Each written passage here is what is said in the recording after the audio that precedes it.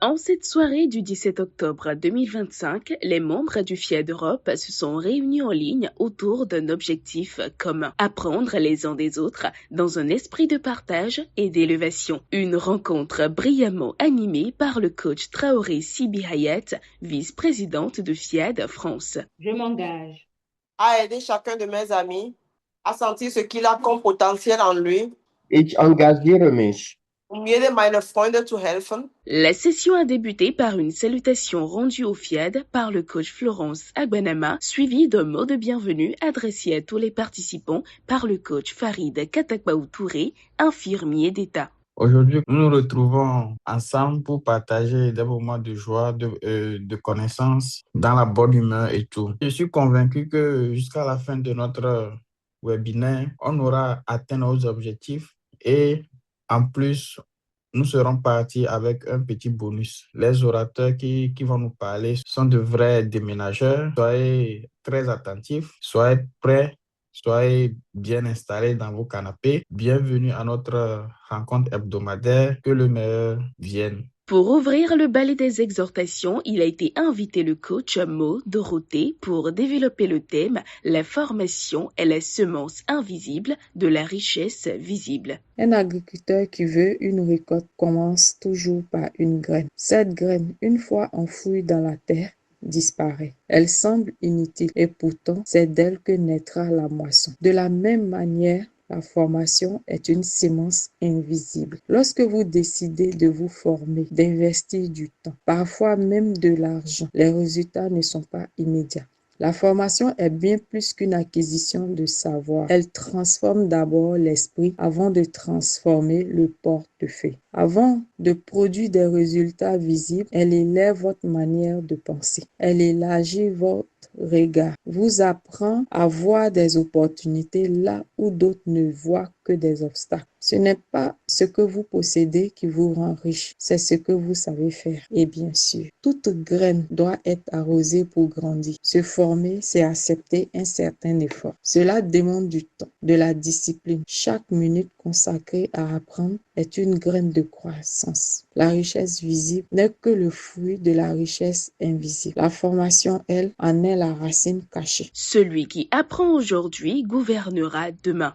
Ce fut la deuxième thématique abordée par le coach Kojo Chenatimpo, infirmier d'État. Quand on dit « celui qui apprend aujourd'hui gouvernera demain », pour moi, c'est simplement dire « tout est dans la préparation ». Bien sûr, on n'est pas préparé sans formation. On n'est pas préparé sans pratique. En un mot, on n'est pas préparé sans acquisition de connaissances. La préparation nous permet d'être prêt, d'être proactif. La préparation permet de ne pas périr. La préparation permet de ne pas être en manque d'argent. Imaginez un peu un chasseur qui achète un chiot à 3 jours du jour J, c'est-à-dire le jour de la chasse. Ce chiot pourrait-il attraper un gibier? De la même façon, si on prenait chacun de vous, là où vous êtes, sans une préparation psychologique donnée, on vous met dans une pose de direction tout de suite, du jour au lendemain, quelle sera votre attitude? Pour ne pas être spectateur dans ton environnement de demain, je t'exhorte à investir dans la formation. Ne cesse d'apprendre à travers les outils FIAD, ce qui te permettra d'être maître de ta vie, maître de ton destin, donc de gouverner ta vie. Puis le coach Nassi Agbenema, assistante trilingue, a abordé le sujet sur le biais cognitif, l'ennemi invisible de l'harmonie conjugale. Avez-vous déjà eu une dispute avec votre conjoint et quelques heures plus tard, vous vous dites, mais pourquoi est-ce qu'on s'est fâché pour quelque chose d'aussi banal? Si oui, rassurez-vous, vous n'êtes pas seul. Ce qui a souvent provoqué cette tension, ce n'est pas la situation en elle-même, mais la façon dont l'esprit l'a interprétée. Notre cerveau croit comprendre, mais parfois il déforme. Et c'est ce qu'on appelle un biais cognitif. Ce raccourci mental qui transforme un simple silence en rejet, un oubli en désamour. Ces raccourcis mentaux deviennent des pièges émotionnels et nous font réagir non pas à ce qui est, mais à ce qu'on imagine. Nous avons le biais de confirmation. On cherche à confirmer ce qu'on croit déjà. Ensuite, il y a le biais de négativité. On retient plus facilement le négatif que le positif. Cela détruit la gratitude et amplifie la distance. Enfin, il y a l'erreur d'attribution. Quand ton conjoint fait une erreur, tu l'attribues à son caractère. Tu trouves qu'il est égoïste. Mais quand c'est toi, tu l'expliques par des circonstances. Ah oui, bon, j'étais fatigué. Rappelle-toi que ton conjoint n'est pas ton ennemi. C'est ton miroir de croissance. Le vrai combat dans le couple n'est pas toujours notre conjoint, mais contre ses pensées déformées. Les biais cognitifs, je dirais, sont comme une buée sur un miroir.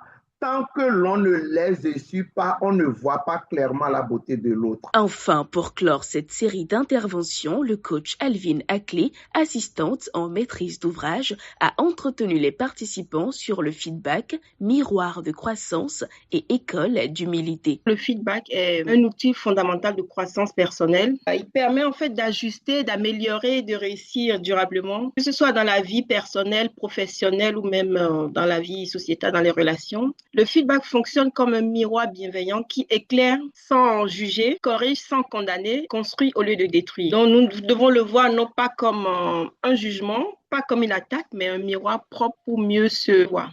Et un feedback bien utilisé aide à voir en fait les zones invisibles de nous-mêmes, à devenir plus humble, accepter que nous sommes en construction ou à renforcer en fait les liens. Donc un feedback bien placé peut changer une trajectoire, encourager une décision ou révéler en fait une vérité qu'on ne voulait pas voir ou qu'on ne voulait pas entendre. Si c'est bien reçu et bien donné, le feedback a pour bienfait en fait de favoriser la croissance personnelle, améliorer les relations humaines et nourrir en fait une culture d'excellence. En gros, le feedback est un super pouvoir. C'est comme une lumière dans un angle mort, en ce sens qu'il ne juge pas, au contraire, il guide. Il ne casse pas, il répare. Il ne rabaisse pas, au contraire, il élève. Juste après, les participants ont eu l'occasion de partager leurs impressions et commentaires sur les différents enseignements reçus. La session s'est achevée par un atelier de programmation animé par le coach Fabienne Dossou, agent de service en cantine scolaire. Je suis désormais natif. C'est sur une note de gratitude et de positivité que s'est clôturée cette belle session d'apprentissage. Rendez-vous est pris pour la semaine prochaine.